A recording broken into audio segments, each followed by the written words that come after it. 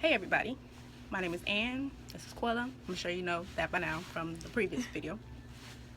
So, what we're going to talk about today is sexual abuse that she dealt with. And she dealt with sexual abuse, and we're going to ask some questions. Well, I'm going to ask some questions about how she felt, what she dealt with, and stuff. So, my first question to you is how how did the atmosphere feel like before everything happened? Like, did you have a sense that something was going to happen, or did it just out of the blue? For me, it was out of the blue. I didn't expect it, Okay. not at all. Did he show any signs that he could have done anything to you? I mean, no, he didn't really show any signs. But it was something about him that was different. I just couldn't really pinpoint what it was exactly. But I never in a million years would have expected it to be sexual abuse. So there wasn't any like red flags. You didn't see any red flags. No. Um, Years after, the situation occurred and I analyze, I see things now. But as a child at 14, and growing up to, be the age 14, I didn't notice any signs. Okay. So after that happened, um, matter of fact, before it happened, what caused him to do that to you? Like, what series of events happened that got to that climax of That that? Yeah. I don't necessarily think it was a series of events. Like I said, it just happened out the blue. But um, the way my father's work schedule was set up, I would be able to see him, you know, um, in the mornings only, and after that, by the time he get home, it's late. I'm asleep. So in the mornings, I would usually wake up to talk to him. Well, this particular Wednesday morning, I woke up to speak to him. Hey, Dad, and he's like, I'm sick of this mess, and I'm like, what are you talking about? And he was like, what's this letter I found in your room about a boy? So that's when it actually took place. And I'm like, what do you mean, what letter? And it started from there. And after everything happened, how did you feel? How did other people around you react to the news? Like people at school, family, friends? Um, After it occurred, I was at a place where I had a whole bunch of mixed emotions. I didn't know how to feel. I was angry, I was upset, I couldn't believe what happened. And as far as the people around me and family, I don't really know how they felt. All I can say is that my mom and my mom's side of the family, they was really there for support. But as far as my dad's side, I really don't know how they felt. I can't really tell you because I don't know.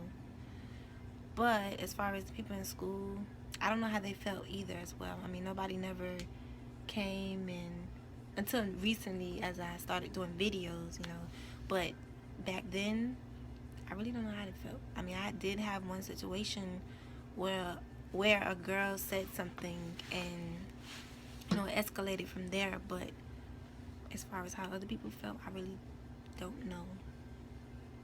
Do you still feel that?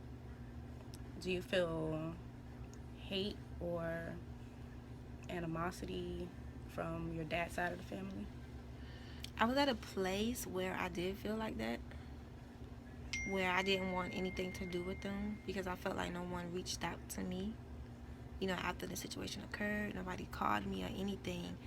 And it was a time where I did feel like that because, like, I'm the victim here. Like, you know, it wouldn't hurt to be like, hey, how you doing? And I wasn't asking for an hour-long conversation.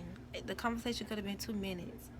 It's something, but I was at a place where I did feel hate and animosity because I felt like no one reached out. And when nobody reached out, that made me feel like They didn't care. Nobody cared. But I'm at a place now, I don't even feel like that anymore. That's good. So, what kind of encouragement would you give to a young girl? Oh, here's another one. Did anybody tell you that it was your fault? No. At least not to my face, but I never heard it was my fault. Okay, that's good. I used to think it was, but I realized it's not my fault. That's good. It's not ever your fault if that situation occurs.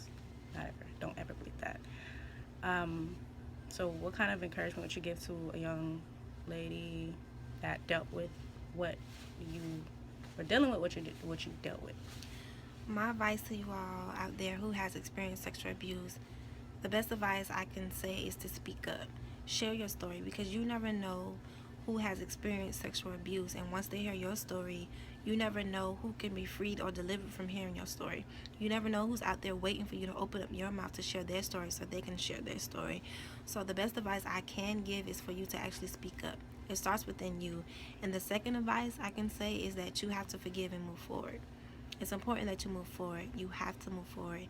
I'm not telling you to forget about the situation. You're never going to forget. It's always going to be there.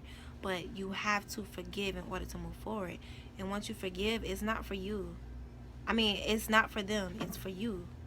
For you to actually be free. It's a part of your process.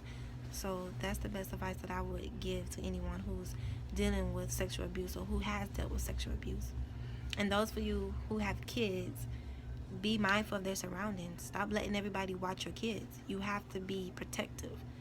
They may say, you get on their nerves, but at the end of the day, it's for their best interest. You have to be mindful of your children's surrounding at all times. You can't leave them with any and everybody. If they're going with such and such, make sure that's who they're going with. Make sure you know such and such parents. You have to. Even family members. Yeah, look, my biological father did it to me, so just be mindful. And especially for those who have daughters, don't be letting them sit in uncles and daddy's lap. That is unacceptable. I'm not saying, that would happen to your child, but I'm just saying be mindful. You have to. So, we just thank God that we're still here, even after the fact of everything that went on. Is there anything else that you'd like to say? That's it.